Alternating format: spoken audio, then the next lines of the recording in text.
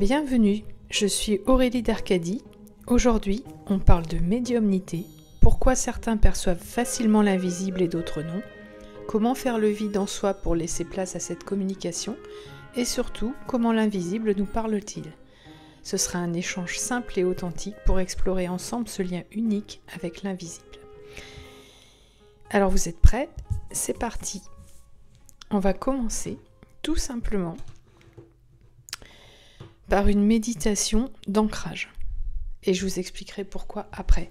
Mais si vous voulez bien la faire avec moi, vous comprendrez tout de suite la nécessité de le faire pour pouvoir justement capter quelque chose en médiumnité ensuite. Alors voilà, je m'inclus dans la méditation. Je vais parler beaucoup plus lentement pour prendre le temps moi-même de méditer sur cet ancrage. Essayez de fermer les yeux, de laisser aller votre respiration. Vous avez les pieds, normalement vous êtes assis confortablement, le dos bien droit. Et les pieds de préférence bien au sol. Pour ressentir l'ancrage à la terre,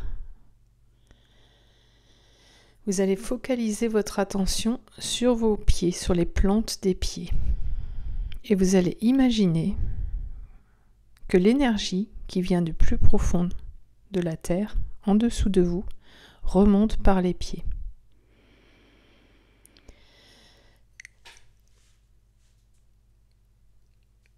Alors voilà, j'ai envie de bâiller, ce qui est tout à fait normal. Donc laissez-vous aller, si vous voulez bâiller, vous bâillez. Laissez l'énergie remonter par les pieds. Vous n'avez strictement rien à faire pour cela. Il faut surtout être dans l'être, pas dans le faire. Donc émettez l'intention de laisser l'énergie rentrer par vos pieds et vous sentirez des picotements peut-être parce que l'énergie va immédiatement remonter le long de vos jambes. Vous ancrant ainsi petit à petit à la terre. En médiumnité, on a besoin de cette connexion-là avant de s'ouvrir à des connexions plus célestes. Alors, je ne vais pas faire toute la méditation aujourd'hui, j'en ferai une vraiment spéciale pour ça dans un autre podcast. Mais ce sera suffisant, cette connexion à la Terre, pour commencer à vous parler de médiumnité. Et vous allez voir que, en suivant ma voix, vous allez comprendre pourquoi on capte parfois et parfois on ne capte pas. C'est tout simplement notre disponibilité dans la communication avec l'invisible qui fait la différence. Par exemple, si vous voulez échanger avec quelqu'un de bruyant dans le monde physique, vous allez automatiquement forcer sur votre voix pour vous faire entendre. Cette personne aime les énergies plus denses, donc vous allez vous adapter.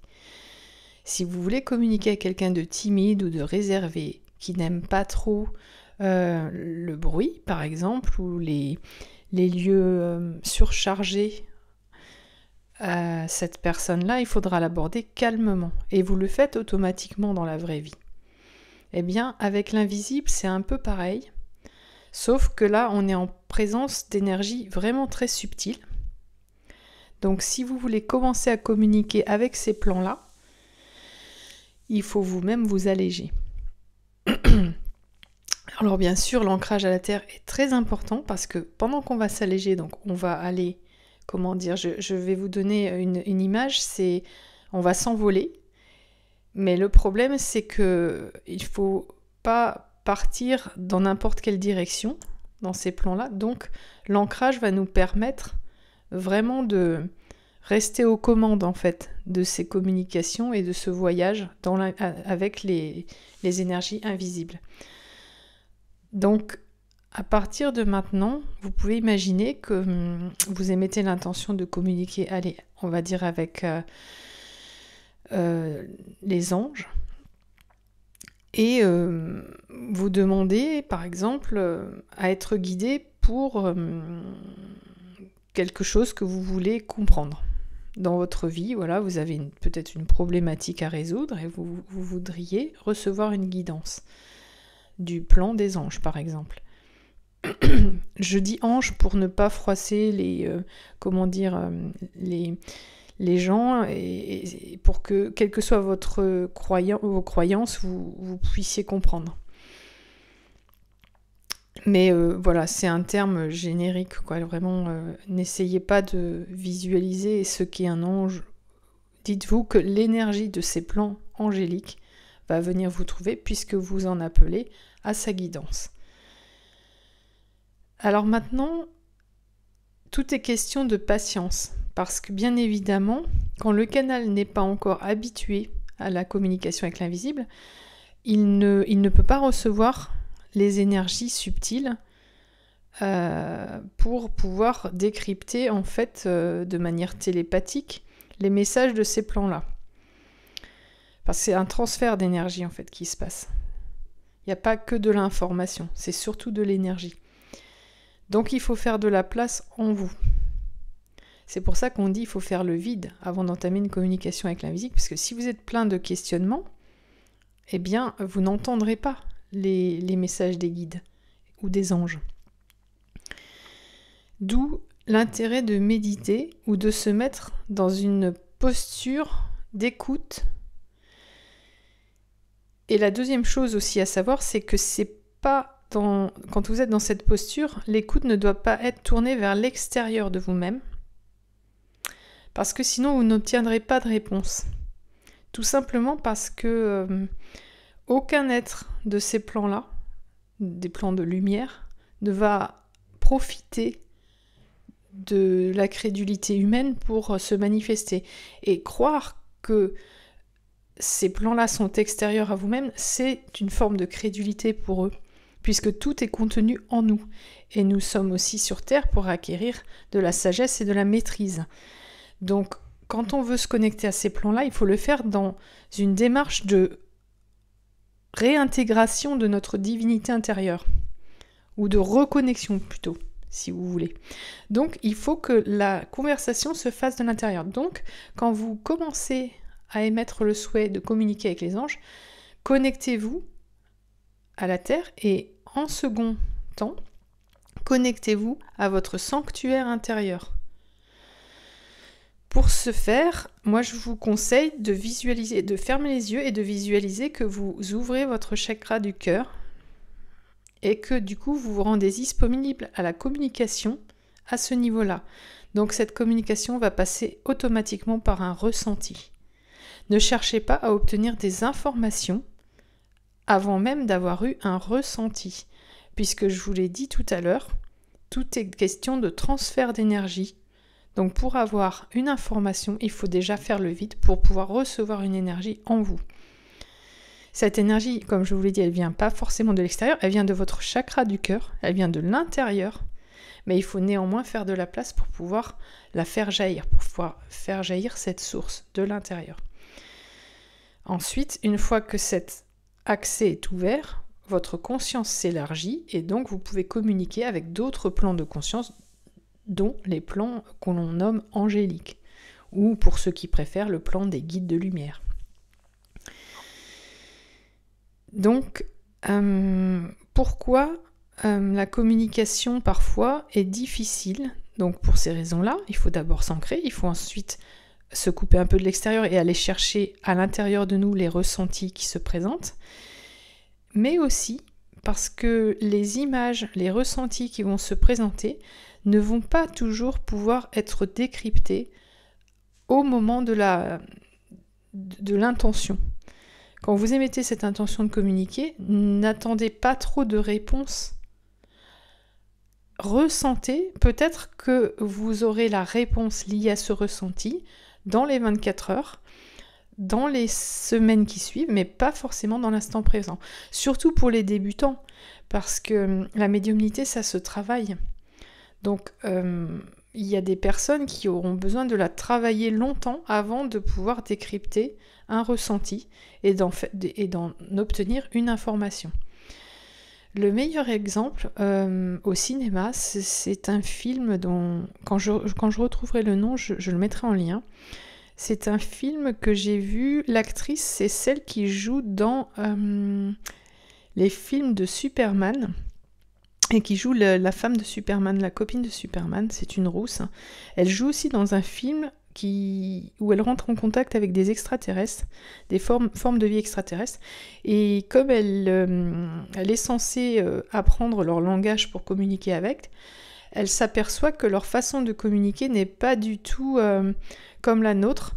Le temps est un facteur qui joue énormément dans la communication, c'est-à-dire que ces extraterrestres-là vont lui montrer une image, bien souvent dans le film c'est un cercle, et elle va mettre très longtemps à les décrypter, ces cercles. Pourquoi ? Parce qu'ils provoquent des prises de conscience, ces images. Et c'est un peu pareil avec les guides de lumière, avec les anges, c'est que quand vous méditez en silence et que vous demandez la communication, donc vous dites « éclaire-moi mon ange ou mon guide sur le fait que je vive ceci, cela, pourquoi je dois subir ceci, comment puis-je faire pour réussir cela ?» Quelle est la direction que je dois emprunter demain pour être dans mon chemin de vie, pour me rapprocher de ma mission de vie ?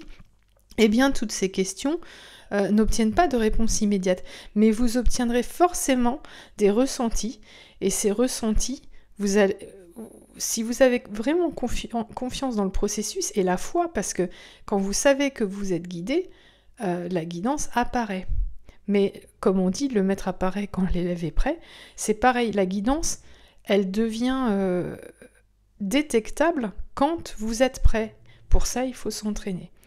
Donc si, lors de la première prise de contact, après votre petite méditation d'ancrage, vous n'obtenez que des ressentis, ben c'est pas grave, dites-vous que le lendemain ou le surlendemain, ou peut-être à un moment de la journée où vous y attendrez le moins, ce ressenti va prendre tout son sens. Parce que vos guides vont utiliser d'autres moments des journées qui suivent pour vous confirmer que l'information qui vient avec ce ressenti est celle-ci ou celle-là. Par exemple, vous allez tourner la tête en étant au volant de votre voiture, voir un panneau le long de la route et percuter que ce panneau vous dit exactement ce que votre ressenti vous avait suggéré, mais vous n'étiez pas assez sûr de vous à ce moment-là, il persistait des doutes.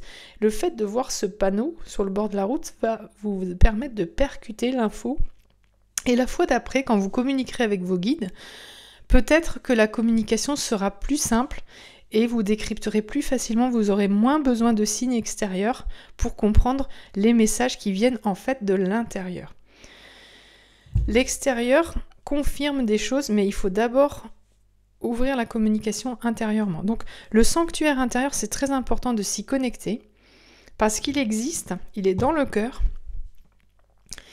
Et c'est ce que le tarot illustre quand je postais l'autre jour sur Facebook, sur ma page perso, que le battleur, c'était vraiment l'appel du divin, le réveil de la force, on a envie de s'ouvrir à la spiritualité et d'utiliser tous les outils qui viennent avec.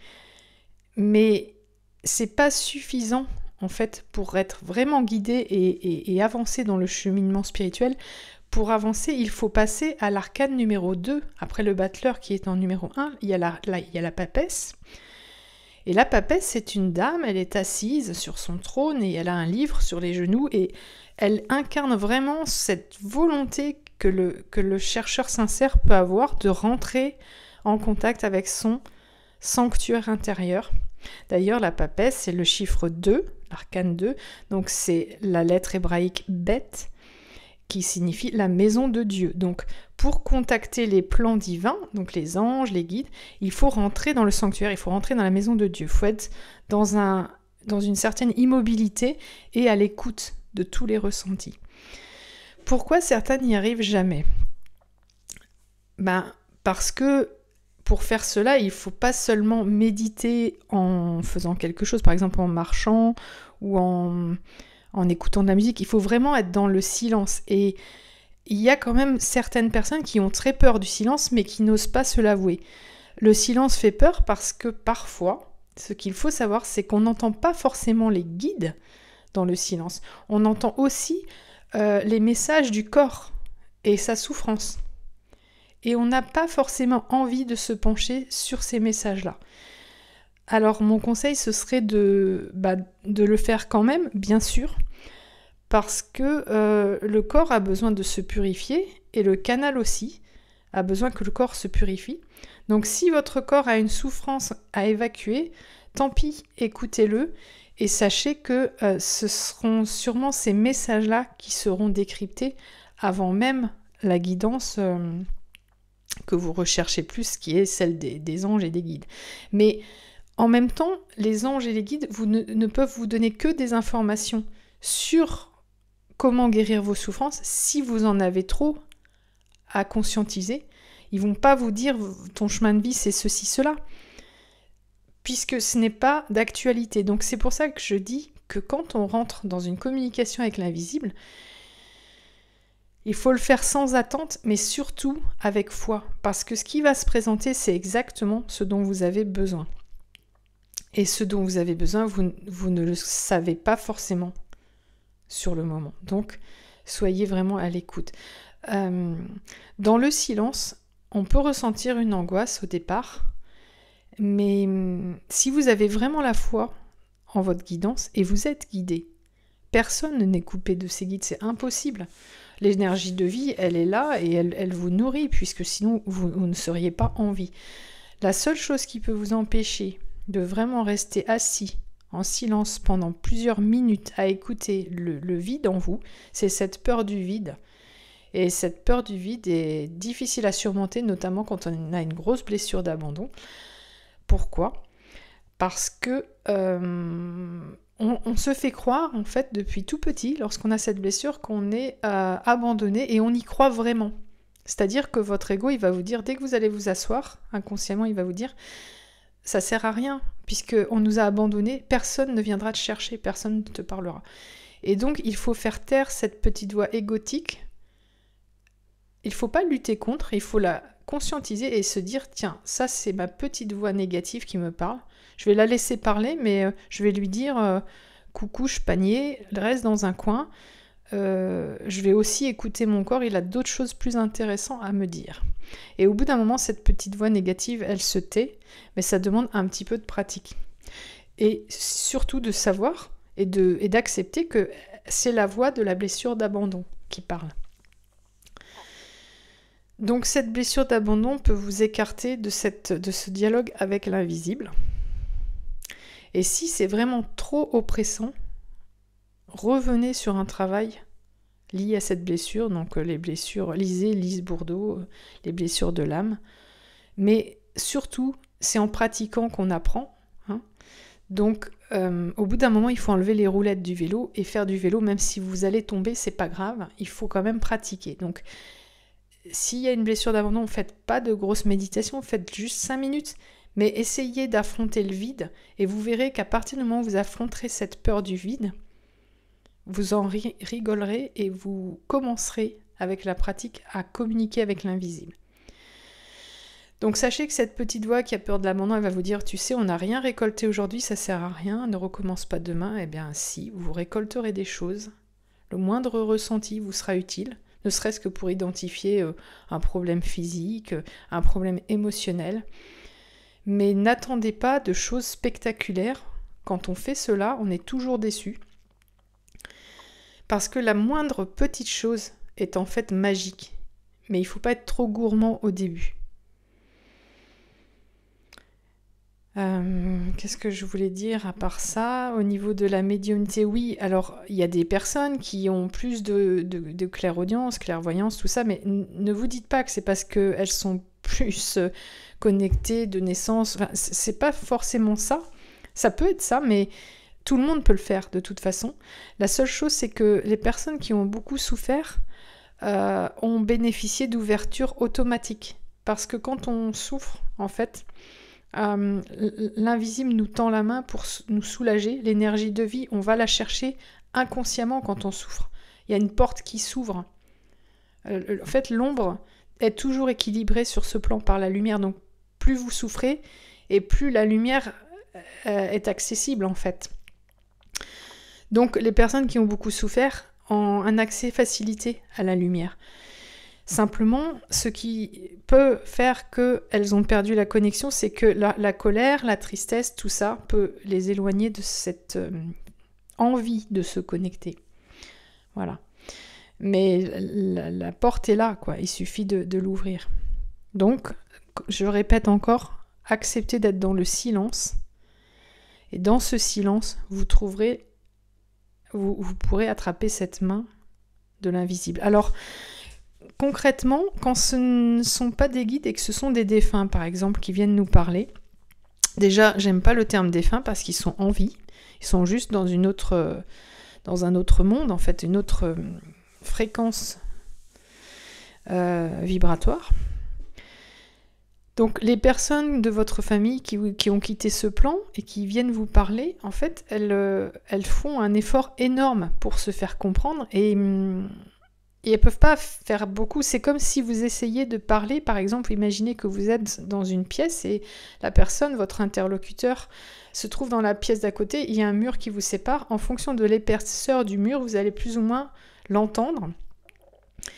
Mais néanmoins, cette personne est bien là.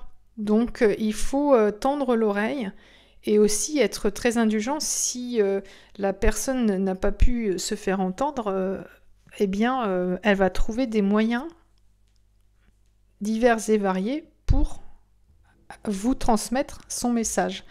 Peut-être en tapant sur le mur, en alternant paroles et bruit et coups sur le mur. Elle va trouver peut-être d'autres façons. C'est pareil, les êtres de l'invisible utilisent tout un tas de choses pour attirer votre attention. Ça peut être allumer, éteindre une lumière, faire un bruit, taper dans les murs. Ça peut être vous transmettre une idée, mais si au moment où ils vous la transmettent, vous bloquez émotionnellement parce que vous êtes triste, par exemple, vous vous dites « je pense à ma mère qui est disparue, à ma sœur, à mon père ». Si vous êtes triste, ça peut bloquer aussi le message parce qu'émotionnellement, vous vous refermez. Donc, eux, il faut comprendre qu'ils ont un mal fou, en fait, à se faire détecter, puisque nous avons tout un tas de lourdeurs qui constituent, en fait, un mur entre eux et nous. Donc, des fois, la communication, elle prend plusieurs jours ou plusieurs semaines. Des fois, ça passe aussi par un ami ou une amie qui est plus ou moins médium et qui va vous appeler et vous dire ceci ou cela, ce sera un message de votre parent décédé. D'ailleurs, ça arrive souvent, enfin moi-même des fois je détecte des présences et je reçois des messages télépathiques. Ça passe beaucoup par le ressenti, mais quand on laisse passer les émotions, le ressenti, l'invisible transmet de vraies informations avec ces énergies-là. Donc, vous savez ce qu'il vous demande de dire et à qui il vous demande de parler d'eux. C'est intuitif. Donc, souvent, une personne va pouvoir, comme ça, avoir un message pour son ami, pour son frère, sa sœur, d'un défunt qui ne peut pas joindre directement la personne parce qu'elle est trop fermée. Et inversement, même si vous êtes médium et très ouvert, vous pouvez parfois ne pas capter parce que vous êtes occupé ou triste ou en colère ou tellement excité parce que vous êtes sur un projet et vous travaillez et du coup le défunt ne passe pas son message. Donc il peut très bien passer par un ami qui vous appelle et vous dit quelque chose qui vous trouble et en fait c'est pas ses mots à cet ami, c'est les mots de votre père ou de votre mère défunte, quoi. Voilà. Donc tout ça, il faut être conscient que ça existe, c'est réel. On vit dans un monde où les fréquences augmentent tous les jours, donc la frontière avec l'invisible est de plus en plus mince. Et puis il n'est plus temps, à mon avis, de rester dans cette ancienne vision de si je le vois pas, ça n'existe pas, parce que de toute façon l'univers est vraiment peuplé. Et ce serait vraiment dommage de se couper de toute cette vie qu'il y a dans l'invisible. Déjà, il y a les personnes qui ne sont plus sur ce plan, mais qui continuent de nous envoyer de l'amour et de l'aide.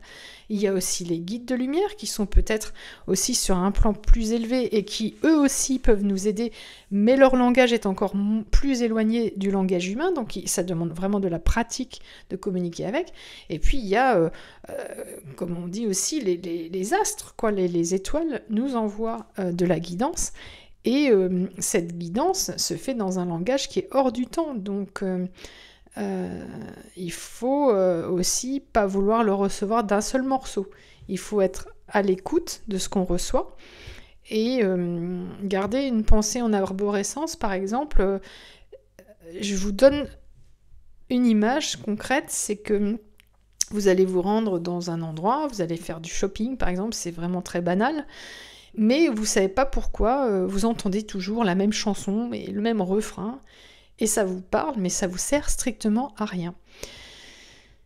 Ne cherchez pas à surinterpréter, parce que des fois quand on commence à devenir médium, on est content, on a l'impression qu'on peut tout interpréter, mais c'est pas vrai. Vous pouvez interpréter une partie du message, mais peut-être que vous allez, en faisant ça, oublier 80% du message, en vous disant ah ben on m'envoie ça, je sais pourquoi. Peut-être, oui, mais ça peut être aussi un message groupé, c'est-à-dire que dans l'instant présent, ça vous donne une indication de ce que vous devez faire dans l'heure, mais ça peut aussi vous donner une autre indication de ce que vous ferez dans un mois ou dans 10 ans. C'est comme un hiéroglyphe. En Égypte, par exemple, il y a plusieurs niveaux de lecture dans un hiéroglyphe. Il y a le nom, il y a la phrase, si on traduit littéralement. Elle vous donne, voilà, dans l'instant, ce que ça veut dire. Mais il y a aussi 2 autres niveaux de lecture. Et donc, 2 autres interprétations qui servent à d'autres niveaux de conscience. Donc, c'est pareil, le message des guides, en général, il ne vous sert pas que pour une raison, il sert à beaucoup d'autres choses. Alors, mettez-le dans un coin de votre tête, dites-vous, ressentez-le, dites « ça me parle ». J'ai à peu près l'idée de ce que je vais en faire maintenant, mais ça me servira peut-être pour après, donc je m'en souviendrai, je le mets dans un coin de ma tête. C'est une belle image dans mon cœur et elle reste dans ma tête. Et si vous fonctionnez comme ça, en repérant dans la journée, et là il faut être dans l'instant présent, parce que si vous faites tout au pas de course, vous n'avez pas le temps de voir ce que l'univers met en surbrillance dans votre quotidien. Parce que c'est ça, il y a des moments où le temps s'arrête, vous ressentez quelque chose de puissant, et là, il se passe quelque chose sous vos yeux, et ce moment est en surbrillance. J'appelle ça une surbrillance, et ça se passe quand le temps se fige un peu. Comme quand on tombe amoureux. Et ben des fois, on tombe amoureux de ce qu'on voit dans la nature ou dans une scène de vie, et il faut repérer ce moment-là parce qu'il sert à quelque chose. C'est un morceau de puzzle, et cette pièce, elle est très importante pour votre puzzle final. Voilà, et on a plein de morceaux de puzzle et on a plein d'images à fabriquer. Et il n'y a rien à faire pour cela, il suffit d'être dans le moment présent et d'être bien présent à ce que l'on fait. Et ça fait partie de la médiumnité. Et quand on a ce fonctionnement-là, on communique vraiment bien avec les plans de conscience plus lumineux. Et de toute manière, ça s'améliore en plus avec le temps, cette communication, puisqu'on apprend à recevoir, à accueillir les énergies de ces plans, et ces énergies sont beaucoup plus, lumineuses, et elles pénètrent dans notre aura et dans notre corps, dans nos corps subtils, donc elles nous transforment aussi ces énergies. Donc en général, une personne qui est dans cette démarche, elle va forcément entamer une thérapie quelque part énergétiquement, puisque ces corps subtils vont déclencher un nettoyage, une purification du canal. Et cette purification entraîne une purification à tous les niveaux, physique, émotionnel, mental, spirituel. Le spirituel, c'est la partie la plus haute au niveau vibratoire. Et ce qui se purifie à ce niveau-là descend dans la matière jusque dans le corps physique. Donc ça augmente votre bien-être à terme. La seule chose, c'est que quand on rentre dans cette démarche-là, forcément, il y a des remises en question et il faut être prêt à les vivre, à les accepter. Un bon médium est en constante évolution et il est en constante évacuation d'énergie lourde pour pouvoir accueillir les énergies plus hautes des plans auxquels il s'adresse. Voilà. Qu'est-ce que je voulais dire ? Je pense que vos questions et vos commentaires amèneront les podcasts suivants, parce que pour moi, c'est assez clair, mais je ne sais jamais si ça l'est pour vous. Donc, n'hésitez pas. j'ai pas d'autres informations qui me viennent pour l'instant. Je pense que c'est déjà assez long. Je vais terminer le podcast et puis je vous en referai d'autres à l'occasion sur ce sujet-là parce que je pense que ça va vraiment être important pour les podcasts et vidéos à venir qui vont parler du tarot.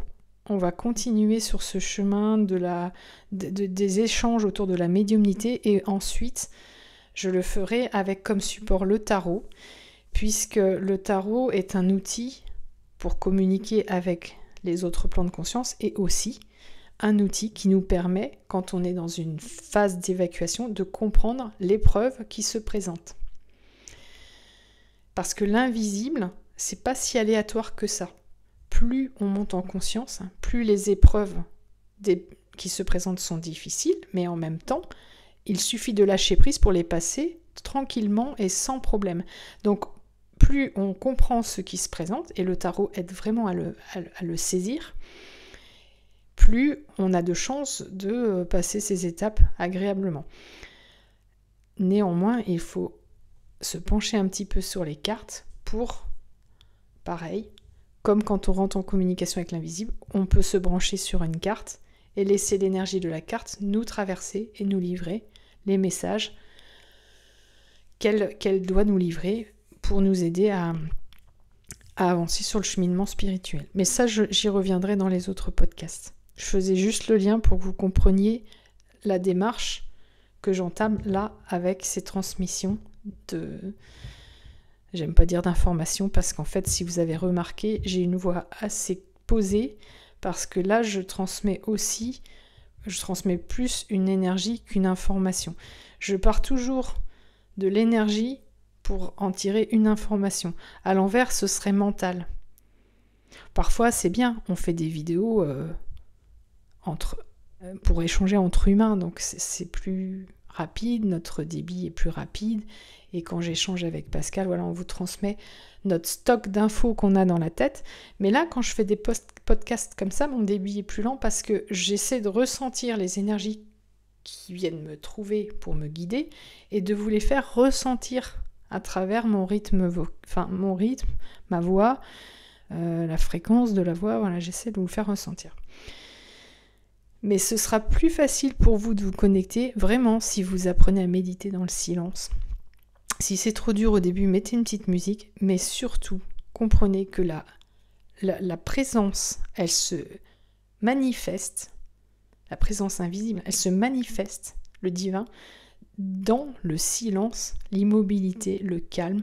C'est dans le néant que l'on commence à capter la lumière. Donc, vraiment, n'ayez pas peur d'être seul dans le noir pour donner une image un petit peu de ce qui se passe. C'est que c'est dans ces moments-là que la porte s'ouvre. Voilà.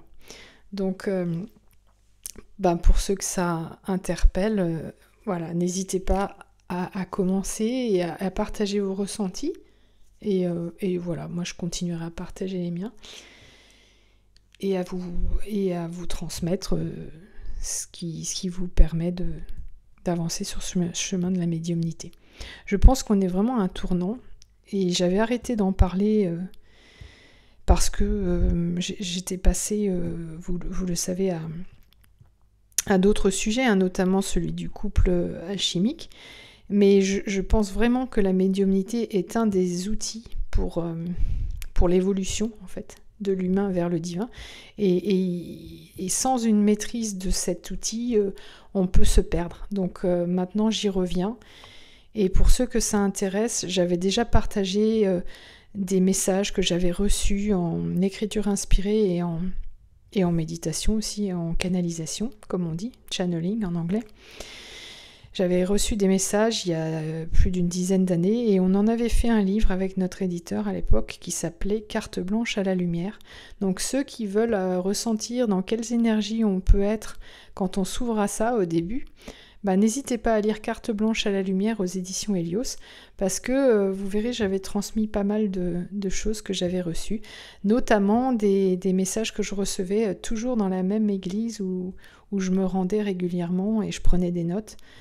Dans les temples comme ça et les églises, La géométrie sacrée des lieux fait que vous arrivez à vous connecter à votre sanctuaire intérieur beaucoup plus facilement. Donc j'allais dans les églises avec mon calepin et mon stylo et je prenais en note les sensations, les ressentis et même les messages de mes guides, que je pensais que mes guides m'envoyaient. Et franchement, c'était super parce que comme je les relisais 1 semaine ou 2 semaines après, je m'apercevais qu'ils étaient vibrants, ils étaient pleins d'énergie ces messages et que j'avais vraiment capté quelque chose. Du coup, quand mon éditeur est tombé dessus, il a voulu en faire un recueil.